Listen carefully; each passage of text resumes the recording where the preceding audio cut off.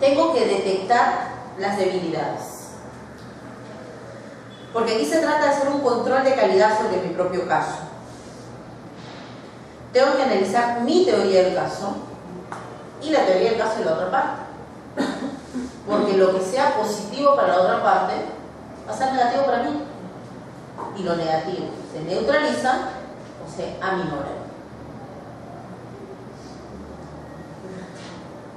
Y además, esta detección de debilidades es importante que la realizan terceros, no el propio elaborador de la teoría del caso. Porque el que elabora su teoría del caso va a tender a justificar su teoría. Va a tender a decir, eso no es en realidad una debilidad, yo veo esto positivo. En cambio, un tercero va a poder ver eso sin la óptica del compromiso que tiene el que elabora su teoría del caso. Por eso en el nuevo modelo, a nivel de fiscalía por lo menos, se habla de fiscalías corporativas. Y ellos tienen una especie así también de reunión, directorio, que se lleva a cabo a veces en los estudios, ustedes trabajan en los estudios, saben, directorios. ¿Cuáles se analizan, ¿no? ¿Cómo se va a hacer? ¿Qué estrategia se va a asumir? Y el fiscal dice, este es mi teoría del caso, esto es lo que voy a hacer. Y los demás que no están familiarizados, le empiezan a hacer objeciones. Y esto, los analizadores de cariz, no, esta parte, que puede decir esto. Entonces, el que elaboró la teoría del caso puede tener otros ojos más frescos que van a ver y van a ayudar a detectar las debilidades para aminorar o neutralizar. ¿Qué hago si detecto una debilidad? Tengo opciones. La primera es no la utilizo. No utilizo esta evidencia. ¿Por qué tomo esta opción? Porque de utilizarla va a ser más perjudicial que favorecedora. Otra opción que tengo es, está bien, tengo la debilidad, pero la anticipo y la justifico, ¿no? Trato de justificarla, porque no es tan grave, ¿no? Porque si fuera más grave no lo utilizo. Y finalmente la otra es confiarse y decir, yo sé que esta es una debilidad, pero lo oculto, porque tengo fe y esperanza en que la otra parte no hizo bien su trabajo y no la va a descubrir, ¿no? Eso es irse de pesca, y eso no se hace. Y cual sea la decisión que uno tome frente a la debilidad, va a ser derivada del conocimiento profundo que uno tiene de su propio caso y la decisión estratégica que decida tomar. O no lo utilizo, o lo utilizo pero la anticipo y lo justifico, o lo oculto y voy para adelante.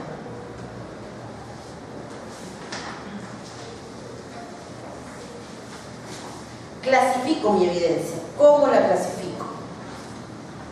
Aquí lo primordial es la eficiencia. ¿Cómo me sirve más esta evidencia? ¿De qué forma? ¿Cómo la presento? ¿Bajo qué criterio? ¿Qué desempeño me va a ayudar a servir? Y los criterios que hay para clasificar la evidencia es según el contenido o naturaleza de esta. Puede ser evidencia afirmativa, evidencia de refutación. Por ejemplo, la mente A mató a B, tengo una evidencia que dice que A no estaba en el lugar de los hechos. Con mi evidencia de refutación. Pero puede ser una refutación por simple negación, como les digo el primer ejemplo, o lo niego por una conclusión, ¿no? Porque A, por ejemplo,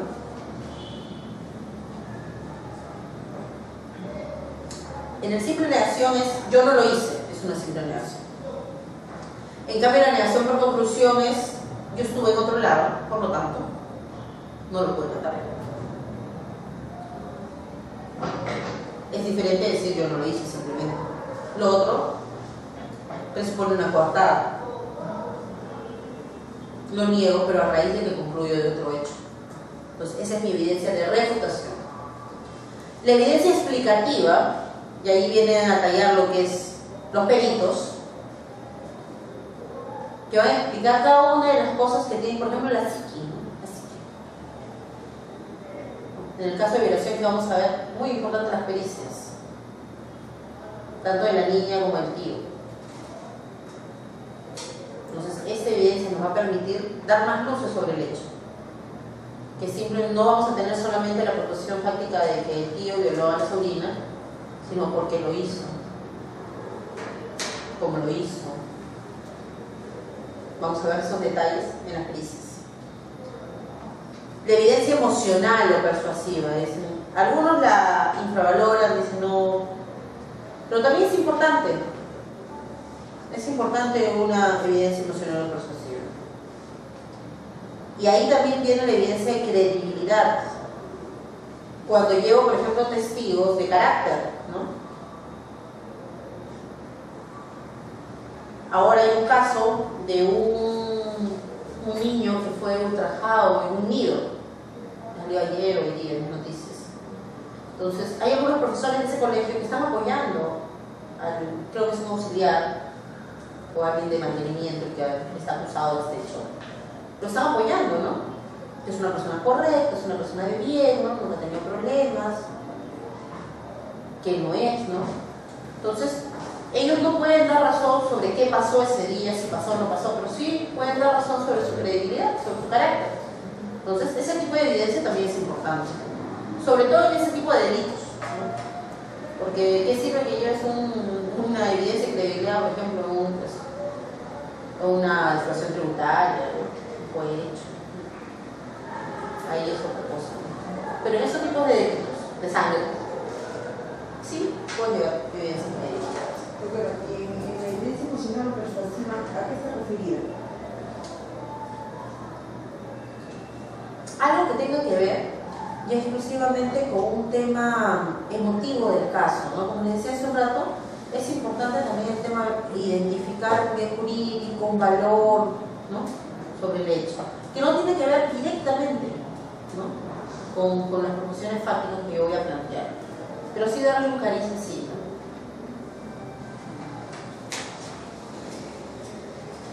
¿Cómo clasifico mi evidencia también? Evidencia directa o evidencia indiciaria. Y eso tiene que ver con la relación de hechos que yo quiero acreditar. Si es una muerte, yo tengo mi evidencia directa, por ejemplo, testigos, pero puede ser que no haya testigos, puede ser que no haya nada, pero también la prueba indiciaria es válida. Y esa prueba indiciaria me va a permitir que si cumple con todos los requisitos exigidos por la ley, llegar a la conclusión de que sucedió el hecho. Que por más que yo no tenga un testigo directo, ¿no? Como dice, camina como pato, anda como pato, entonces es un pato. Entonces, vamos a también clasificar. Vamos a preferir evidencia directa. ¿La evidencia indiciaria puede ser esos videos de seguridad? Claro. Pero los videos de seguridad, a veces, uno de la prensa sale, wow, pero al final no son muy claros a veces. Claro, son muy distorsionados los videos. Ha habido un caso de un ex director de un penal, Piedras Gordas, que había un video que lo inculpó a él, ¿no? De recibir una coima de uno de los internos, un dinero. Y hay un video de seguridad. En el video se nota claramente que le entrega algo, pero no se nota que le entrega, ¿no? No se nota. Con el viejo modelo pasó y lo condenaron a 5 años, ¿no? En base a ese video. Y es más, era una copia del video, ni siquiera el video original, ¿no? Se nota que está cortado, está editado. Pero con el nuevo modelo eso uno puede impugnarlo. No hubiera pasado, lo hubieran absuelto. Seguramente que sí lo sé, pero dependiendo del estado que se encuentre, ¿verdad? O sea, si tienen de evidencia, si es por video que eso debe ser bien filmado, o sea, una visión directa. Claro, y también cómo lo filmé también, ¿no? Claro. Porque si lo he filmado con vulneración de garantías, en etapas intermedias lo elimino. Claro, su atención. Claro. No ver los videos que se filman. Claro, si es un lugar público, no hay problema, ¿no? Pero si es un lugar privado, de camaritas por todos lados, como la camarita que está mirando. Pero aquí está advertido, la cámara que ya saben. Tácitamente acaban de renunciar a su derecho a la imagen. Entonces, ya identifiqué mis evidencias, vi si eran débiles, fuertes. ¿Cómo las presento ahora? ¿En qué orden? Y todo va a ser por cómo yo deseo plantear mi caso.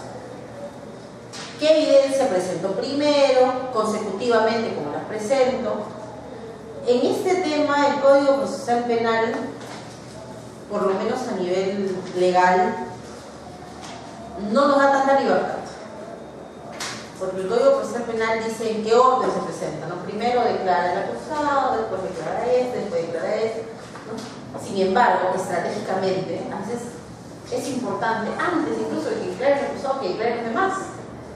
O que no declare primero tal persona, y nuestro orden primero es su perito, por ejemplo, ¿no? A nosotros nos conviene, por ejemplo, nuestro testigo de la estrella, ¿no? El principal, que declare primero porque él nos va a dar una visión de todo. Y luego poco a poco voy poniendo pues, al que vio un poquito, al que refuerza esto, al que refuerza el otro. En cambio, nuestro código como que nos ata un poco, nos pone un corsé. Lo bueno es que en la práctica, los jueces sí están permitiendo que hay una presentación de acuerdo a la teoría del caso de quien presenta la evidencia.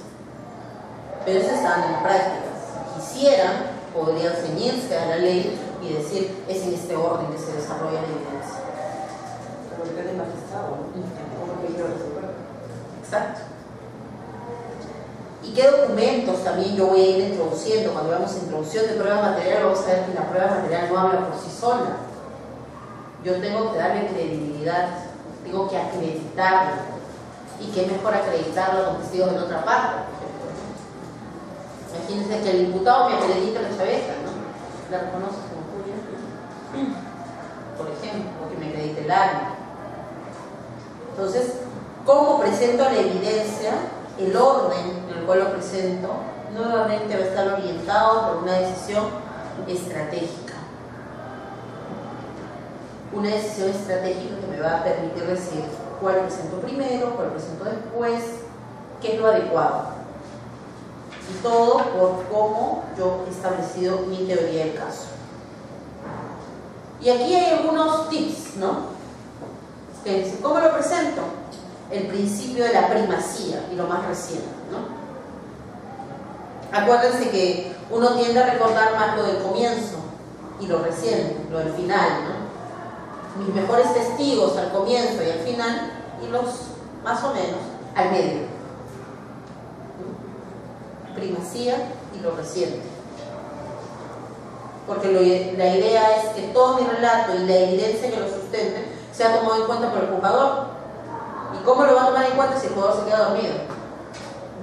¿Qué sucede? Entonces, primacía y lo más reciente. Mientras estén más frescos, la primera media hora es cuando uno está más fresco, después ya, aquí, algunas pruebas me repito. Entonces, si por la primera media hora se esté, después, la pila se va acabando, pues. Y también sucede para el jugador, porque finalmente son personas que están ahí y están escuchando, están tratando de adquirir una información. Y si lo que es la primacía lo utilizas al comienzo. Y lo más reciente, ¿cómo es que le haces notar ya? Y finalmente, ¿no? Siempre hacen eso, ¿no? Y no abusen del finalmente, porque hay gente que dice finalmente ya para concluir, lo dice como 10 veces y no concluye, ¿no? Hoy día fue el festejo de cumpleaños en la oficina y un doctor decía, yo voy a ser breve, finalmente, y finalmente, para acabar, media hora de discurso, ¿no? Y estuvo anunciando finalmente desde el minuto 10. Ojalá no me inviten. Entonces, es importante para reseñar lo reciente que utilicemos bien el finalmente. Porque ahí el juez va a tomar atención también. Por ejemplo, cuando yo a ustedes les diga ya para concluir, ustedes ya van a empezar a alistarse para irse, ¿no? Y van a estar más frescos, ya más despiertos también. Todavía no. Lo otro es que ante cada bloque de información que yo tenga, voy a hacer transiciones. Por ejemplo, acredito primero, vamos al caso del chico que degolló a su enamorada. Acredito que eran pareja, ¿no? Con un bloque de información, con 5 proposiciones. conoció en la tienda de su papá. Después se conocieron más cuando estuvieron en la iglesia. Se hicieron enamorados y así. Primer bloque de información. Son pareja. Transición. B termina con A. Me paso a otro bloque de información. Y es importante que cada bloque de información yo haga esa transición y le quede claro al ocupador. Cuando paso de cada bloque de información a otro bloque de información.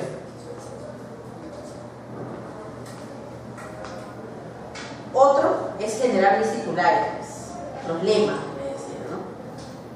Y a esa fiesta no me invitaron, ¿no? No se olvide. El uso del silencio. El silencio también nos sirve para que yo permita que el juzgador digiera la información. ¿Qué pasa si yo empiezo a contar el caso y esto pasó y ya lo mató a B, lo conoció y nunca le permiten? Entonces, y en ese momento la mató. El movimiento no me refiero al movimiento de las manos, no para aquí, para allá, no, sino el ritmo que yo tengo al contar el relato. Va a llegar un momento en que el ritmo va a ser rápido. Yo empiezo a contar tal, y de repente el ritmo lo tengo que bajar. ¿Por qué? Porque quiero hacer énfasis en algo. Y para hacer énfasis en algo, voy a bajar las revoluciones de mi relato. Voy a irme más al detalle. A eso me refiero con movimiento. Entonces, usemos el silencio también. Y el movimiento. El ritmo. Y ya para concluir, vamos a seleccionar el tipo de relato a utilizar. Y acá volvemos al tema de la primacía y lo más reciente. Mi relato lo voy a empezar a contar con lo más importante al comienzo y al final, dejando para el medio lo que es secundario. No lo relevante, sino lo secundario. Y la opción de decidir entre plasmar mi relato de manera cronológica o plasmarlo de manera temática. Ambas decisiones van a venir tomadas por cómo es que yo voy a plantear mi tema y lo importante que es ubicar el elemento focal, porque el elemento focal nos va a decir si es más conveniente hacerlo cronológicamente o hacerlo de manera temática. Les agradezco la atención, espero verlos el próximo viernes. El caso que vamos a tratar yo lo voy a dejar con la señorita, ella ya se va a encargar de comunicarse con ustedes, ver cómo se los hace llegar, quizá lo deja acá para que se haga una copia y lo recoja en la semana, ¿no? Ya coordinan con ella eso. Anoten mi correo, por favor. Dudas, sugerencias, quejas, de día, por favor, nada más. rs.palacios.hotmail.com